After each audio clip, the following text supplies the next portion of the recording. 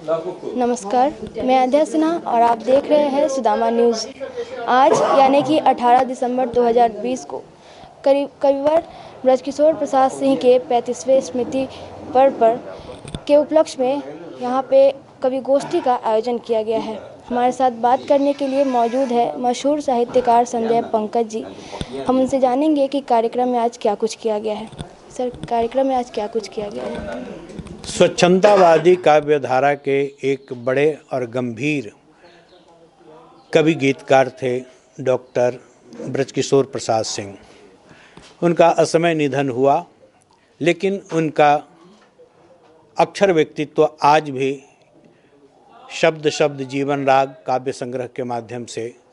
हिंदी जगत के सामने है।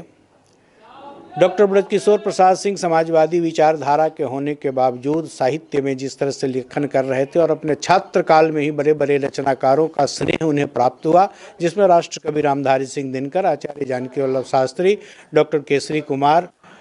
डॉक्टर सुरेंद्रनाथ दीक्षित, राम इकबाल सिंह राकेश, कविवर राजेंद्र प्रसाद सिंह जैसे अनेक ऐसे दिग्गज रचनाकार थे जिन्होंने इनकी रचनाधर्मिता का अभिनंदन किया और इनकी प्रतिभा का मार्ग प्रशस्त करते हुए निरंतर उन्हें उत्साहित और प्रेरित करते रहे। आचार्य जानकी वल्लभ शास्त्री के वे छात्र भी थे। जानकी वल्लभ शास्त्री जब शांति निकेतन की यात्रा पर गए थे तो अपने साथ साथ डॉक्टर ब्रजकिशोर प्रसाद सिंह को भी ले गए थे और ब्रजकिशोर प्रसाद सिंह ने वहाँ से लौटने के बाद जिस तरह का संस्मरण लिखा और उसका प्रकाशन रामदयालु सिंह महाविद्यालय की पत्रिका में हुआ, उसकी बड़ी चर्चा हुई। अपने छात्रकाल में वाणी नाम से वे पत्रिका भी निकालते थे, लेकिन पीजी करने के बाद जब गांव की ओर लौटे तो गांव में उन्होंने पुस्तकालय की भी स्थापना में सहयोग दिया और एक उच्च विद्यालय की स्थापना की, जिसमें प्रधानाध्यापक के रूप में कार्य किया। फिर कलम के जादूगर राम वृक्ष बेनीपुरी ने जब बागमती कॉलेज की स्थापना की तो उसके संस्थापक हिंदी के प्राध्यापक के रूप में ब्रजकिशोर प्रसाद सिंह की नियुक्ति हुई और ब्रजकिशोर प्रसाद सिंह को लिखे गए पत्र में उन्होंने बेनीपुरी जी ने अपने सपनों को उजागर किया। बहुत बड़ी अवधारणा थी, बागमती को केंद्र में रखकर समानांतर शांति निकेतन की परिकल्पना राम वृक्ष बेनीपुरी की थी। आज भी वह ऐतिहासिक पत्र हम लोगों के पास है। उस आलोक में भी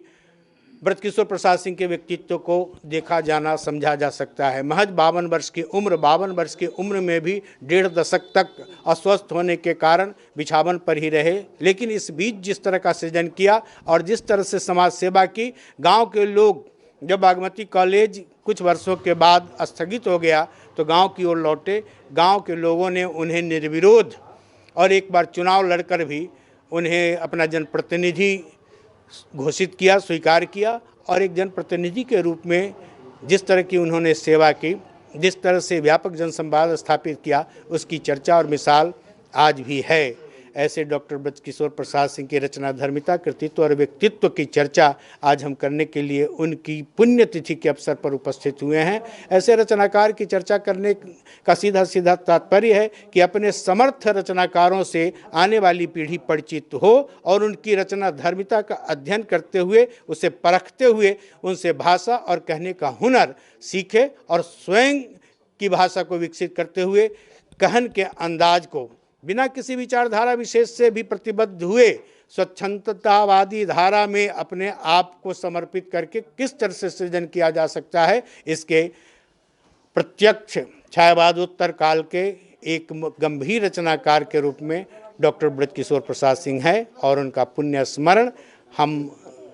पीढ़ियों के लिए, समकालीनों के लिए कर रहे हैं और यह चर्चा हर वर्ष होती है। उनकी पुण्यतिथि के अवसर पर गांव में जाकर उनके परिवार के लोगों के द्वारा, उनके संतानों के द्वारा गरीबों के लिए जाड़े की जो सामग्री होती है, जाड़े का जो पोशाक होता है, चादर होती है, इस तरह से लगातार सेवा का भी कार्य किया जाता है पुण्य स्मरण के बहाने।